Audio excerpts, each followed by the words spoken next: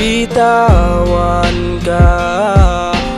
Ngunit anong magawa?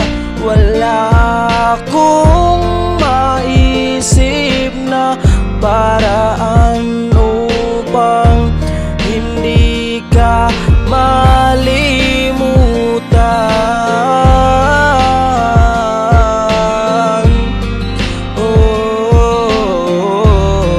Ano pa ba ang gagawin upang malaman mo na ikaw ang minamahal ko? Mahirap kalimutan ang ating nakaraan dahil sa haba ng ating mga pinagsamahan. Hindi ko na alam kung ano ba ang gagawin sa tuwing iniisip ko ang mga nangyari sa atin. Kung paano tayo humantong sa kasawian na bigla ka lang nang iwan na wala man lang paalam. Masakit man para sa akin pero kakayanin ko. Wala na akong magagawa dahil yan ang gusto mo.